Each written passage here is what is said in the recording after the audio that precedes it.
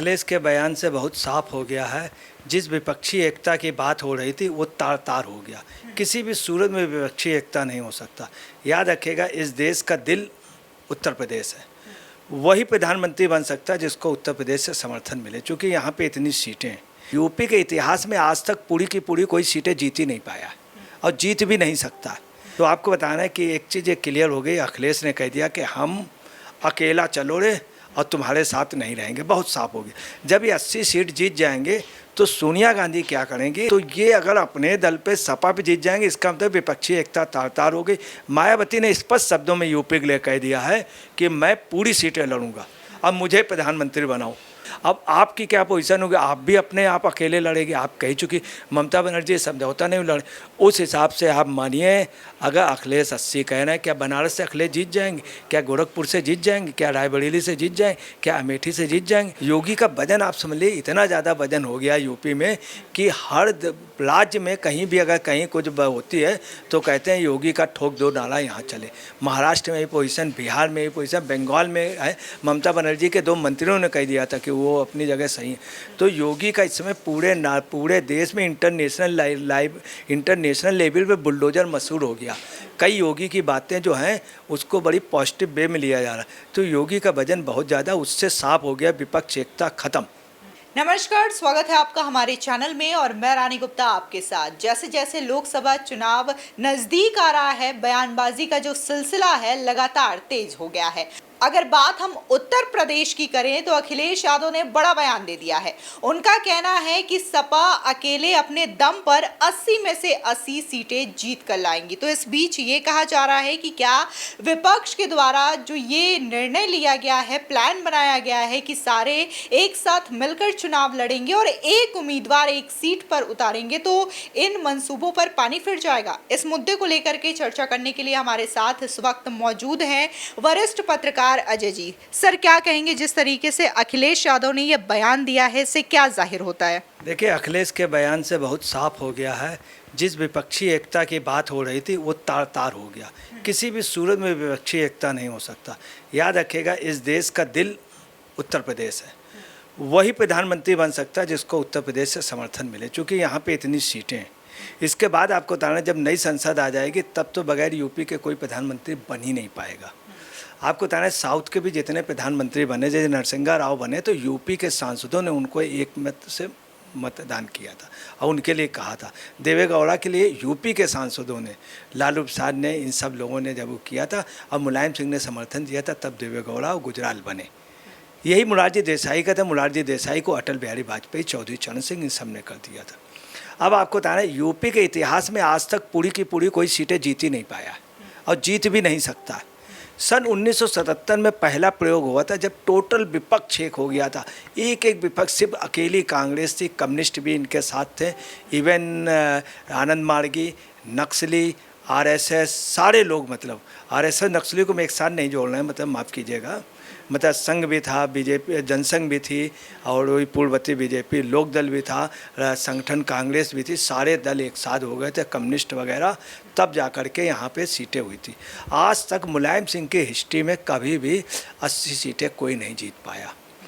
BJP भी कभी 80 सीटें नहीं जीत पाई, कांग्रेस भी कभी नहीं जीत पाई। जब कांग्रेस का बहुत बूम रहा तब भी चरण सिंह ने 2 सीटें जीती थी, बीजेपी ने भी यहाँ से सीट जीती थी।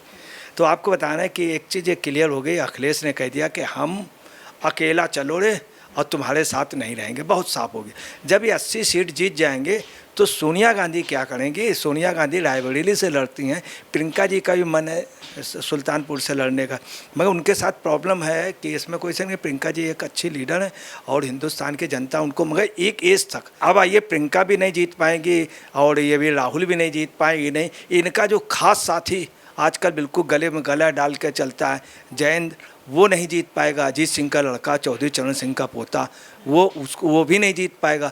और इनका खास जो है वो आप समझे, जो इनको सपोर्ट करते हैं आजम खां, वो भी नहीं जीत पाएंगे। टिकैत इनके खास, जिनको टिकैत को इन्होंने डेवलप किया, वो भी नहीं जीत पाएंगे।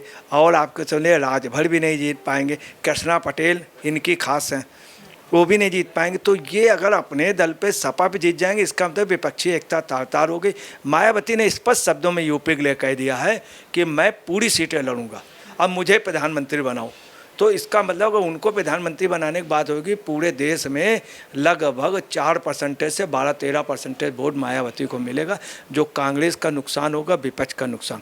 तो यहाँ पे बसपा लड़ेगी 80 सीटों में। अखिलेश ने आज कह दिया कि मैं 80 की 80 जीतूंगा, इसका मतलब अखिलेश लड़ेंगे।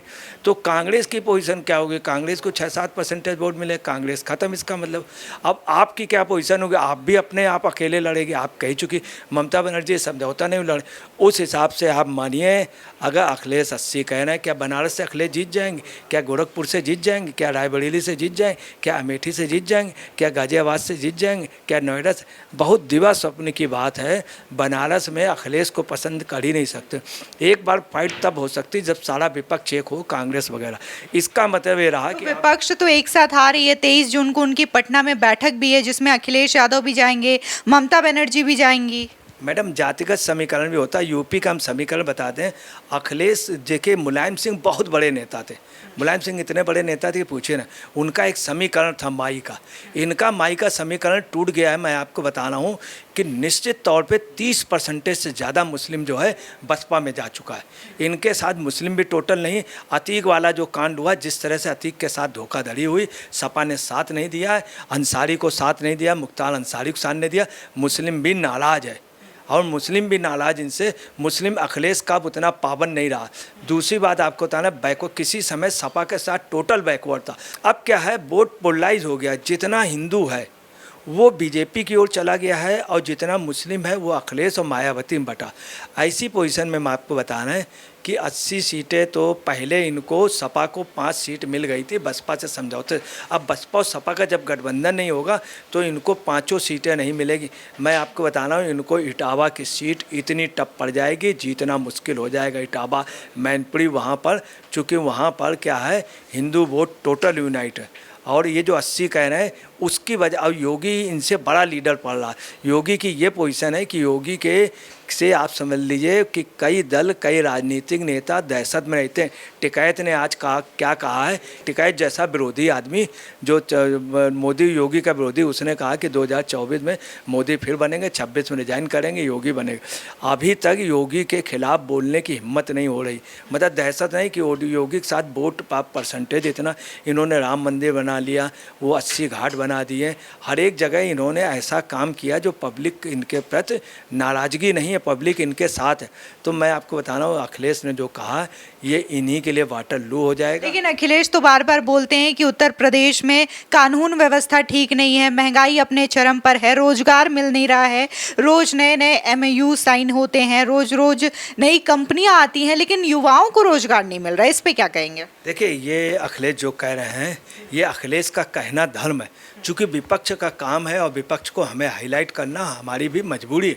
मगर वो जो कह रहे हैं अपना, उनका एक विपक्ष के नाते वो अपने धर्म का पालन कर रहे हैं। और जो कह रहे हैं, चूँकि एक चीफ मिनिस्टर रहा है, तो एक चीज़ तो क्लियर हो गई, बीजेपी के अगेंस्ट में अगर कोई दमदार है यूपी में तो ये है, सपा नहीं है, ये वो कांग्रेस नहीं है। मगर ये जीतने की स्थिति नहीं। वहाँ ये होता नेता। अखिलेश का वजन योगी के वजन से बहुत कम है। योगी का वजन आप समझ लीजिए इतना ज़्यादा वजन हो गया यूपी में कि हर राज्य में कहीं भी अगर कहीं कुछ होती है तो कहते हैं योगी का ठोक दो नाला यहाँ चले। महाराष्ट्र में ये पोजीशन, बिहार में ये पोजीशन, बंगाल में है। ममता बनर्जी के 2 मंत्रियों ने कह दिया था कि वो अपनी जगह सही है। तो योगी का इस समय पूरे देश में इंटरनेशनल लेवल पे बुलडोजर मशहूर हो गया। कई योगी की बातें जो हैं उसको बड़ी पॉजिटिव वे में लिया जा रहा है। तो योगी का वजन बहुत ज़्यादा, उससे साफ हो गया विपक्ष एकता खत्म। ये क्लियर हो गया। फिर चूँकि टिकैत ने कह दिया, इन्होंने कह दिया, तो इसका मतलब यूपी में बाकओवर बीजेपी ले गई है, क्लियर कट। और कांग्रेस का जो मेन वो था विपक्ष की एकता का, तो वो कुछ ने आज जो कुछ बची खुशी खबर थी वो केजरीवाल ने ख़त्म कर दी। केजरीवाल के साथ कोई लीडर नहीं आया। कपिल सिब्बल आए, निर्दलीय आदमी। अच्छा, जो अखिलेश कह रहे हैं, अखिलेश ने राज्यसभा कपिल सिब्बल को दिया था, तो इसका मतलब ये कपिल सिब्बल को यूपी में भी नहीं देंगे, अजीत सिंह के लड़के को भी नहीं देंगे। तो ये सब कैसे संभव? इतने बड़े तो हैं नहीं, इतनी तो उससे कोई नहीं जीत पाया।